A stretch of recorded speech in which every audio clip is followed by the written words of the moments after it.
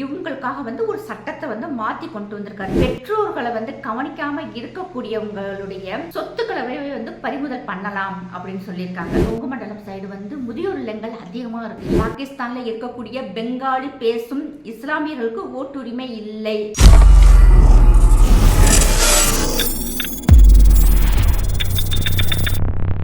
வந்தே மாதரம் சாமானியன் குரல் தேசியவாதிகளுக்கு எனது அன்பான வணக்கங்கள்.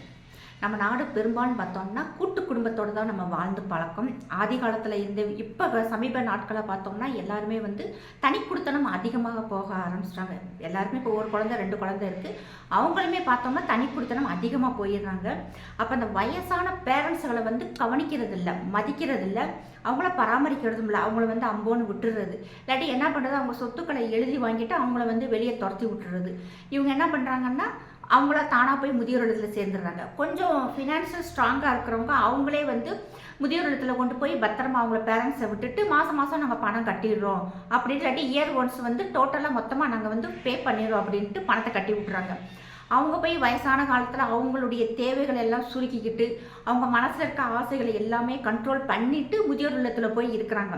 பணம் கட்டி போகிறதுலையாவது பரவாயில்லாமல் இருக்கும், ஓரளவுக்கு சாப்பாடு, நமக்கு தேவையான ஒரு வாக்கிங் போகிறது, ஒரு பூங்காவில் உட்காடுறது நல்லாயிருக்கும். இதே இது கவர்மெண்ட் சைடில் இந்த என்ஜிஓஸ் நடத்துறதெல்லாம் பார்த்தோம்னா கொஞ்சம் கஷ்டம்தான். அதுக்காக ரொம்ப மோசம் சொல்ல முடியாது. எங்கள் ஊர்லேயே 2 முதியோர் இல்லம் இருக்குது, நாங்கள் அடிக்கடி போயிருக்கோம். அங்கே போய் பார்த்தா ஓரளவுக்கு நல்லா தான் இருக்கும். இருந்தாலும் யாரோ ஒருத்தவங்ககிட்ட நம்ம அங்கே இருக்கிறது, அண்டி இருக்கிறது ரொம்ப கஷ்டமான சூழ்நிலை தான். பெத்த பிள்ளைகள் இருக்கும்போது நிறைய பேர் தெருவிலலாம் விட்டுட்டு போயிருக்காங்க.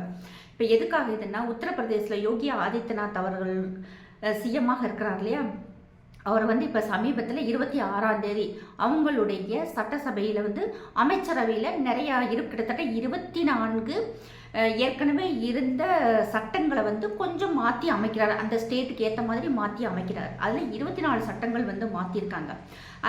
முந்தா நாள் நம்ம பார்க்கும்போது முதியோர்களுக்கு ஃப்ரீயாக பஸ் 60 வயசுக்கு மேற்பட்டவங்க பஸ்ஸில் போகிறதுக்கு ஃப்ரீயாக யூஸ் பண்ணிக்கலாம் அப்படின்னு சொல்லியிருந்தாங்க. இப்போ அடுத்து என்ன சொல்லியிருக்காங்கன்னு பார்த்தோம்னா, இப்படி வயசான பெற்றோர்களை மதிக்காமல் இருக்கிறவங்க, பராமரிக்காமல் இருக்கிறவங்க, அவங்க சொத்துக்களை பிடிங்கிட்டு அவங்கள அம்போன்னு விட்டுறவங்க, இவங்களுக்காக ஒரு சட்டத்தை மாற்றி கொண்டு வந்திருக்காரு. 2014 ஆல்ரெடி பெற்றோர் பராமரிப்பு மற்றும் நல விதிகள்னு ஒரு சட்டம் இருக்குது. அதை இப்போ கொஞ்சம் சேஞ்சஸ் பண்ணி அவங்க பெற்றோர்களை பராமரிக்காமல் இருக்கக்கூடிய பிள்ளைகளுக்கு தண்டனை கொடுக்குற மாதிரி, அவங்க இப்போ அவங்களவே கஷ்டப்படுத்துகிறாங்க, வீட்டில் சரியாக கவனிக்க மாட்டேங்கிறாங்கன்னா அவங்களால எந்திரிச்சு போய் காவல் நிலையத்திலேயோ ஒரு கலெக்டர் ஆஃபீஸ்லேயோ போய் அவங்களால கம்ப்ளைண்ட் பண்ண முடியாது. அப்படி இருக்கக்கூடிய பேரண்ட்ஸுகள் டயல் ஃப்ரீ நம்பர் 1 அறிமுகப்படுத்த போகிறாங்க. அதில் அறிமுகப்படுத்திட்டா எங்களுக்கு யாரும் பராமரிக்க மாட்டேங்கிறாங்க, நாங்கள் அபேண்டண்டாக இருக்கோம், இல்லாட்டினா எங்கள் பிள்ளைங்க எங்களை கவனிக்கிறது இல்லை, எங்களுடைய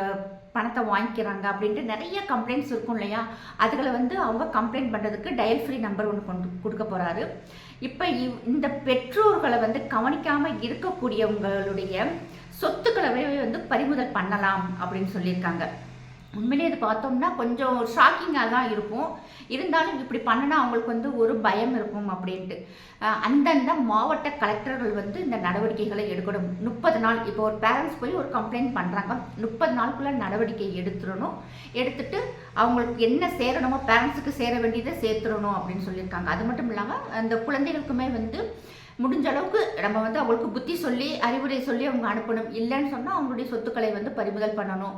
கொஞ்சம் ஸ்ட்ராங்காக சட்டங்களை கடுமையாக கொண்டு வராங்க. உண்மையிலே இதை நான் வரவேற்கிறேன்.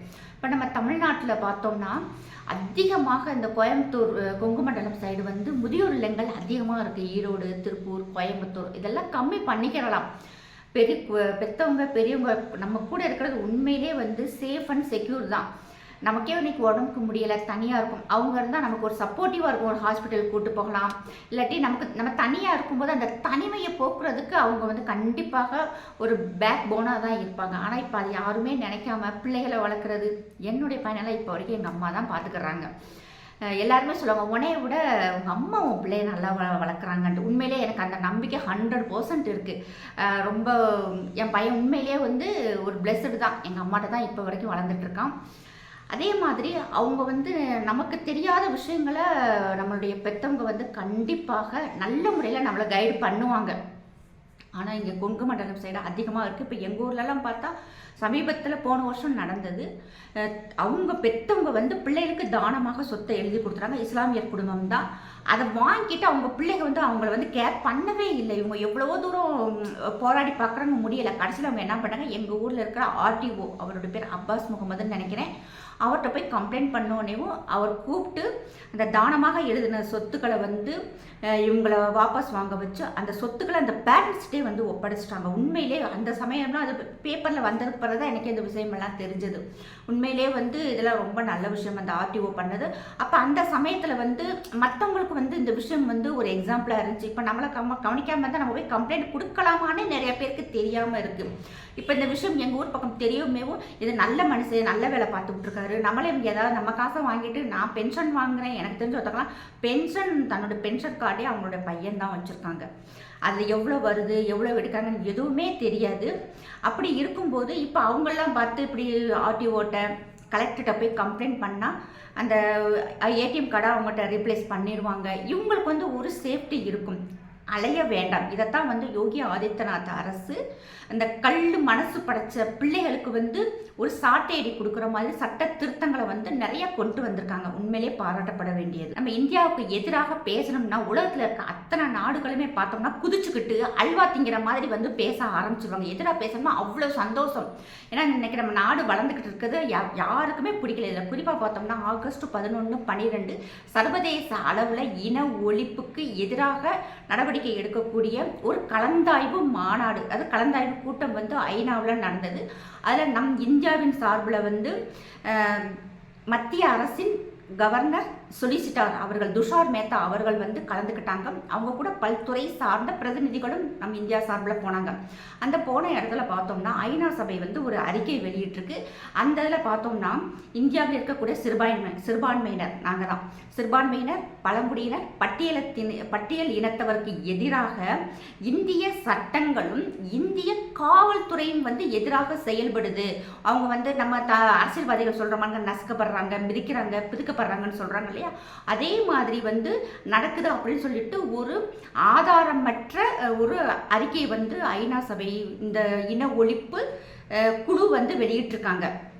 இதுக்கு எதிராக நம்மளுடைய மத்திய அரசும் வெளியுறவுத்துறை அமைச்சரும் வெளியுறவுத்துறை அமைச்சகமும் அதுக்கு வந்து எதிர்ப்பை தெரிவித்து எங்களுடைய நாட்டில் அங்கே போன நம்மளுடைய துஷார் மேத்தா அவங்க குழுவினருமே வந்து உடனடியாக பதில் கொடுத்துருக்காங்க. எப்படின்னு பார்த்தோம்னா எங்கள் நாட்டில் வந்து சட்டத்தை நாங்கள் மதித்து நடக்கிறோம். அதே மாதிரி பழங்குடியினர் பட்டியலத்தில் இனத்தவருக்கு எதிராக நடக்கக்கூடிய அவங்களுக்கு ஏதாவது தவறு நடக்குதுன்னா அதுக்கு உண்டான நடவடிக்கைகளை ஏற்பட்ட மாதிரி, அதாவது அவங்களுக்கு வந்து நல்ல நடவடிக்கைகள் எடுத்து அவங்கள பாதுகாக்கிறதுக்கு உண்டான சட்டங்கள் இருக்குது. எங்கள் நாட்டில் ஜனநாயக முறைப்படி தான் வந்து சட்டங்களை நாங்கள் ஏற்றோம், அதை வந்து மதித்து நடக்கிறோம் அப்படின்ட்டு அவங்க பதில் கொடுத்துருக்காங்க. இதுக்கு நம்மளுடைய வெளியுறவுத்துறை அமைச்சகம் வந்து பதிலடி கொடுத்துருக்காங்க. இது வந்து அரசியல் நோக்கமாக வந்து ஒருதலை பட்சமாகவும் அரசியல் நோக்கத்தோடையும் இந்த அறிக்கை வெளியிட்டிருக்கு. இது வந்து நாங்கள் ஏற்றுக்க மாட்டோம் அப்படின்ட்டு நம்மளுடைய மத்திய அரசாங்கத்தின் சார்பில் ஒரு அறிக்கை வெளியிட்டிருக்காங்க. இப்போ வந்து இது வந்து சுவிட்சர்லாந்தில் ஜெனிவா மாநாட்டில் நடக்கும்போது இந்தியாவை பற்றி சொல்லியிருக்காங்க. பக்கத்து பாகிஸ்தானை நம்மளால் இழுக்கவே முடியாது. 1971 பங்களாதேஷுக்கும் பாகிஸ்தானுக்கும் போர் வந்து தனி நாடாக பிரிச்சிட்டாங்க. அந்த சமயத்தில் பாகிஸ்தானில் இருக்கக்கூடிய பெங்கால் பேசக்கூடிய இஸ்லாமியர்கள், சரியா, அங்கே இஸ்லாமியர்கள் பெங்காலி இஸ்லாமியர்கள் பங்களாதேஷுக்கு நிறைய பேர் போகலை, அங்கேயே தங்கிடுறாங்க. அங்கே இருக்கக்கூடிய மக்களை இன்னைக்கு அவங்க என்ன சொல்லுவாங்க தெரியுமா, பெங்காலி ஹாலி அப்படிம்பாங்க. அதாவது பெங்காலிகளுக்கு வந்து அங்கே எதுவுமே இல்லை அப்படின்னு சொல்லி அர்த்தம். அந்த மக்களுக்கு ஓட்டுரிமை இல்லை. நல்லா கவனிச்சுக்கோங்க, அந்த நாட்டு பிரஜை தான், அவங்க வேறு நாட்டு பிரஜை இல்லை. இங்கே வந்து நம்ம நாட்டில் பங்களாதேஷ்காரையும் பாகிஸ்தானிக்காரையெல்லாம் வந்து ஓட்டு போட்டுட்டு காங்கிரஸ்க்கு ஓட்டு போட்டு அவங்கள ஜெயிக்க வச்சுறாங்க. ஆனால் பாகிஸ்தானில் இருக்கக்கூடிய பெங்காலி பேசும் இஸ்லாமியர்களுக்கு ஓட்டுரிமை இல்லை இல்லையா. இன்னொன்று பார்த்தோம்னா அவங்களுக்கு எந்த விதமான சலுகைகளுமே இல்லை. இந்த ஓட்டுரிமை இல்லைங்கும் போது அவங்களுக்கு எந்த விதமான சலுகைகளுமே இல்லை. அவங்க சம்பாதிக்கிறாங்க, சாப்பிட்றாங்க, வாழ்கிறாங்க, அவ்வளோதான். அவங்கள வந்து அந்த நாட்டு பிரஜையாகவே அவங்க ஏற்றுக்கல. ஆல்ரெடி அவங்க பார்த்தோம்னா பலூச் மக்களை பலூச்சுகள் தான் கூப்பிட்றாங்க. அதே மாதிரி அந்த பெங்காலிகளை வந்து பெங்காலி ஹாலி அப்படின்னு சொல்லி தான் வந்து அவங்கள வந்து இரிட்டேட் பண்ணுவாங்க. அங்கே இருக்கக்கூடிய பிள்ளைகள் ஒரு ஹிந்து குழந்தைகள் இருக்காங்க, அவங்க வந்து விளையாட்டுத்துறையில் வந்து சிறந்து விளங்குறாங்க. அவங்கள ப்ரொமோட் பண்ணுறதே இல்லை அந்த கவர்மெண்ட்டு. இப்போ அங்கே இருக்கக்கூடிய இளைஞர்கள் கொஞ்சம் படித்த பிள்ளைங்க என்ன பண்ணுறாங்க, அந்த பிள்ளைகளுக்கு வந்து ப்ராக்டிஸ் கொடுத்து ஏதோ கொஞ்சமாவது மேலே முன்னேற்று கொண்டு வர்றாங்க. அங்கே இதுதான் வந்து ஒரு இன அழிப்புன்னு சொல்லலாம், இல்லாட்டினா மனித உரிமை மீறல்னு கூட சொல்லலாம். ஏன்னா அந்த நாட்டில் அந்த மக்கள் இருக்காங்க, அவங்களுடைய அடிப்படை தேவைகளை அவங்களால பூர்த்தி செய்யக்கூடிய நிலைமையில இருக்குது. இன்றைக்கி இங்கே இருக்கக்கூடிய சிறுபான்மைக்கு எல்லா வசதிகளுமே எங்களுக்கு கிடைக்குது, எல்லா பெனிஃபிட்ஸுமே. ஏன்னா நாங்கள் இந்தியர்கள் அப்படின்ட்டு நமக்கு தெரியுது. நம்ம கவர்மெண்ட்டை அப்படி பிரித்து பார்க்கலாம், அதுதான் உண்மை. ஆனால் பாகிஸ்தானில் அந்த அளவுக்கு நடந்துக்கிட்டு இருக்கு. இப்போ இந்த மாண்புமிகு ஐநா சபைக்கு வந்து இன்னும் கொஞ்சமே சேர்த்துக்கலாம். நம் நாட்டினுடைய காவல்துறையை சொல்லியிருக்காங்க, நம் நாட்டின் சட்டத்துறையுமே வந்து இங்கே இருக்கும் இப்போ நான் சொன்ன இந்த சிறுபான்மையினர் பழங்குடியினர் பட்டியலத்திற்கு எதிராக இருக்குன்னு சொல்லும்போது நம்ம ஊர் அரசியல்வாதிகளையுமே சேர்த்துக்கிறலாம். அதே மாதிரி இங்கே இருக்கக்கூடிய பெரும்பான்மை இன இந்துக்கள், இங்கே அவங்க தான் பெரும்பான்மையினர், அவங்களுமே வந்து சிறுபான்மையினர் தூக்கி போட்டு மிதிக்கிறாங்கன்னு கூட ஒரு அறிக்கை வந்து வெளியிடலாம். அதுபோக பாகிஸ்தான்ல இருந்து வந்த பயங்கரவாதிகள் இங்கே வந்து குண்டு வைக்க முடியல, இதையும் சொல்லிக்கிறலாம். பங்களாதேஷ்ல இருந்து வந்து இங்கே இருக்கிறவங்க இங்கே இருக்க மதரசாவில் டீச்சராக இப்போ வேலை பார்க்க முடியல. பாகிஸ்தானுடைய சிலபஸை இங்கே இருக்க மதரசாவில் வைக்க முடியல. ரோட்டில் தொழுகை நடத்த முடியலன்னு சொல்லலாம். இந்துக்கள் பகுதியில் பள்ளிவாசல் கட்ட முடியலன்னு சொல்லலாம். கட்டின பள்ளிவாசலில் பங்களாதேசிகள் போய் தொழுகவும் நடத்த முடியலன்னு சொல்லலாம்.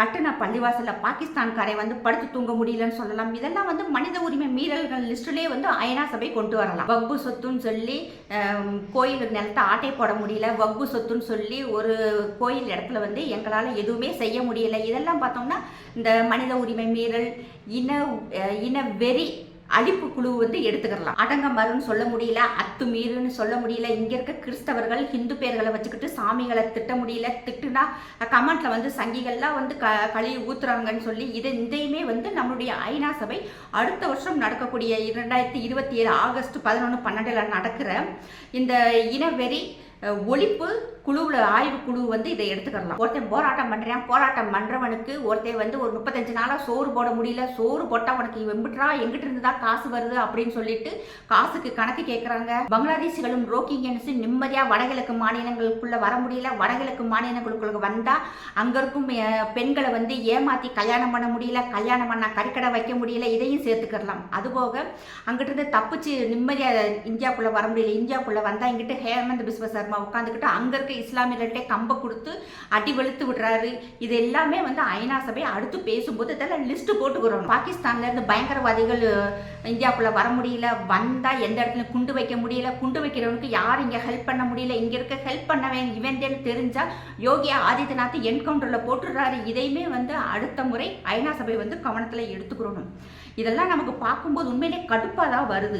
இந்த நாட்டில் மற்ற நாட்டில் இல்லாத ஒரு நிம்மதி, சுதந்திரம், சந்தோஷம், பாதுகாப்பு எல்லாமே இங்கே இருக்கக்கூடிய சிறுபான்மையினருக்கு, பழங்குடியினர் பட்டியலினத்தோடு எல்லாருக்குமே இருக்குது. ஒரு காலத்தில் வந்து ஜாதி வந்து அதிகமாக பார்த்துருக்காங்க. இப்போ அதெல்லாம் நிறைய மாறிடுச்சு, மாற்றம் வந்துருச்சு. இன்றைக்கி வந்து நிறைய வந்து மதம் மாறி கல்யாணம் பண்ணிக்கிறாங்க, ஜாதிகளை விட்டு கல்யாணம் பண்ணிக்கிறாங்க. இன்றைக்கி இருக்க பேரண்ட்ஸுகள் வந்து புரிஞ்சுக்கிறாங்க, அவங்க லைஃப் அவங்க நல்லா இருக்கட்டும் அப்படின்னு நினச்சிக்கிறாங்க. வடநாட்டெல்லாம் பார்த்தோம்னா பீகார், ஒரிசா, ஜார்க்கண்ட், உத்தரகாண்ட், வடகிழக்கு மாநிலங்கள்லாம் ஒரு காலத்துலலாம் பார்த்தோம்னா உத்தரப்பிரதேசம் இதெல்லாம் ஒரு காலத்தில் எல்லாரும் சொல்லுவாங்க டாய்லெட் போகும்போது கூட துப்பாக்கியோட போவாங்களாம். அந்த மாதிரி இந்த பூலாந்தேவிக்கு நடந்த கொடுமையான சமயத்தில் எல்லாமே வந்து ரொம்ப இதாக பேசிகிட்டு இருந்தாங்க. கட்ட பஞ்சாயத்துகள் அதிகமாக நடந்தது நம்ம நாட்டில். இப்போ அது எல்லாமே மாறிடுச்சு, எல்லாமே ஒழிஞ்சிருச்சுன்னே சொல்லலாம். இப்போ எல்லாருமே பார்த்தோம்னா எதனாலும் ஒன்று நம்ம சட்டத்தில் காவல் நிலையத்தில் போய் நம்ம புகார் கொடுக்குறோம். காவல்துறை அவங்களால முடிஞ்ச அளவுக்கு பிரச்சனைகளை தீர்த்து வைக்கிறாங்க. ஒரு சார்பாக பெரும்பாலும் நடக்கிறதே இல்லை. பயப்படுறாங்க. பொதுமக்கள் வந்து நம்மளுடைய காவல்துறையை மதிக்கிறாங்க. அவங்க சொல்றதையுமே நம்ம நாட்டில் வந்து மக்கள் ஏற்றுக்கிறாங்க. ஆனால் நம்மளுடைய காவல்துறையும் சட்டங்களுமே வந்து மக்களுக்கு எதிராக இருக்கு அப்படின்னு சொல்றதை வந்து கண்டிப்பாக யாராலும் ஏற்றுக்க முடியாது. அதான் நான் சொல்றேன் இல்லையா, இந்தியாவை திட்டணும் வையணும்னா ஆளுக்கு முன்னாடி ஓடி வர்றாங்க. பாகிஸ்தானில் ஷியா சன்னி முஸ்லீமுக்குள்ள அவ்வளோ பிரச்சனை, குருவியை சுடுற மாதிரி போன வருஷம்லாம் 66 பேரை சும்மா போய் பள்ளிவாசல் தொழுதுட்டு வெளியே வந்தோன்னு சுட்டு கொண்டாங்க. எந்த காரணமுமே இல்லை. இதுதான் வந்து இனவெறி ஜாதி வரின்னு சொல்லலாம். ஏன்னா அதில் இருக்க பிரிவுகள், இந்த பஸ்வந்தான்னு சொல்லுவாங்க அவங்க, அதுக்கு கீழே இருக்கக்கூடிய அன்சாரி, அந்த கம்யூனிட்டி மக்களெல்லாம் பாகிஸ்தானில் இஸ்லாமியர்களாகவே ஏற்றுக்கிறவே மாட்டாங்க. அவங்கள ஏதோ தீண்டத்தகாதவங்களாக பாகிஸ்தானில் ஏற்றுக்கிடுவாங்க. அதாவது அவங்கள ஒதுக்கி வச்சுருவாங்க, அப்படிதான் நம்ம சொல்ல முடியும். அவங்களுடைய பள்ளிவாசல்களவே நைட்டோட நைட்டாக குண்டை வச்சு வெடிக்க வச்சுருவாங்க. எத்தனையோ பேர் பள்ளிவாசலுக்குள்ளேயே இறந்துருக்காங்க. இதெல்லாம் இந்த ஐநா சபை கண்ணுக்கு தெரியாது. அப்படி ஒரு நாடு இருக்குங்கிறதே மறந்துட்டு நம்ம நாட்டை நோண்ட வந்துட்டாங்க. இதுக்கு நம்மளுடைய இந்தியாவின் சார்பில் சரியான தக்க பதிலடி கொடுத்துருக்காங்க. ஜெய்ஹிந்த், ஜெய் பாரத்.